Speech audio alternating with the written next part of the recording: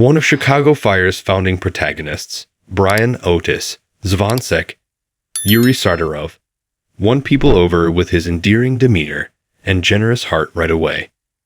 His connection with Joe Cruz, played by Joe Minoso, provided emotional support and consolation during difficult times, exemplifying what a male friendship may be.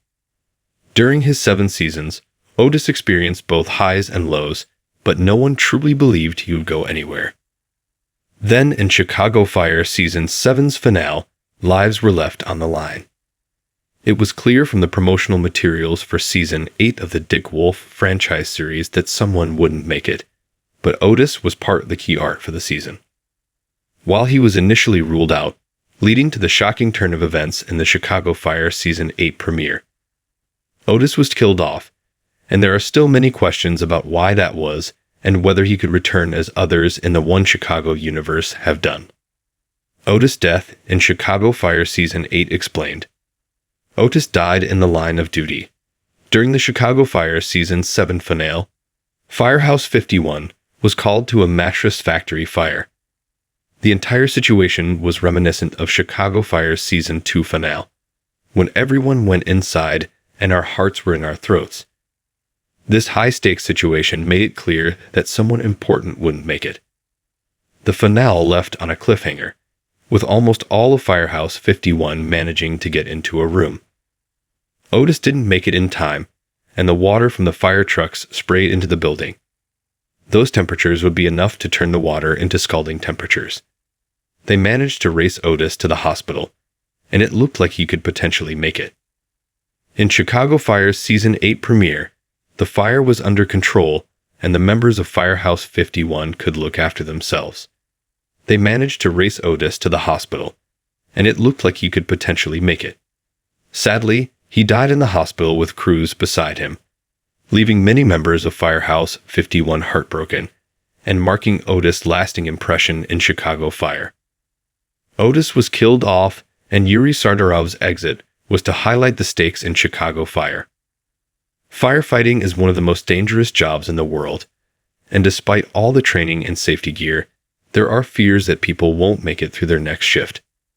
Chicago Fire had shown some of the dangers throughout the first 7 seasons, but with only Lauren German's exit at the start of Chicago Fire Season 3, there were barely any concerns that a main character from the series would be killed off. Showrunner Derek Haas told TV Line at the time that Otis' death was purposely to raise the stakes and remind viewers that firefighting was dangerous. There was a discussion of it being Ritter at one point, but that didn't seem to be a high risk, as Ritter had only just joined the series. Otis raised the stakes due to the amount of people he was connected to throughout Chicago Fire. He lived with Cruz and Brett, Kara Kilmer, and he owned Molly's with Herman, David Egenberg. Ritter's character was really only connected to Herman at the time, so the death wouldn't hurt the firehouse as much. When we decided it was going to be Otis, there was some talk about, do we make it Ritter? Haas said, but it felt like that was almost not as serious. It almost wouldn't be the same situation or effect, because he was such a new character that the audience would think, oh, we were just doing that intentionally from the beginning, because it wouldn't have had the stakes that it would have if it were a core cast member. If Sardarov had a choice, he wouldn't have left the series, but he understood the reasoning behind the decision. Haas shared that they had a meaningful conversation, and that it helped that Sardarov is also a writer, so he understood the need to shock the audience. Can Otis still return in Chicago Fire despite his death? How? Chicago PD set the tone for bringing back deceased characters. The loss of Otis hasn't been easy, and many have called for him to return in some way. While Otis has been mentioned, and there is a statue dedicated to him outside of Firehouse 51, it's not the same as seeing him return to the screen. When a show kills off a character, it's much harder to do, but it is not impossible. Chicago PD Season 11 brought a deceased character back from the dead. As Voight was close to death due to the attack by the serial killer, he started hallucinating Alvin Olinsky, Elias Koteas, surprising many viewers at the time. This is a way that Chicago Fire could bring Otis back for a scene or two, with Cruz being the likely person to be close to death as he was closest to Otis in life. With Cruz's life on the line, he could need the hallucinations and memories of those he loves to help push him to make a choice to fight for his life.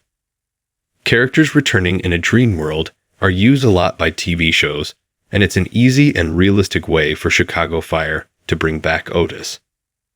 Another option is to work with the way Georgie and Mandy's first marriage recently did with the return of Lance Barber's George Sr.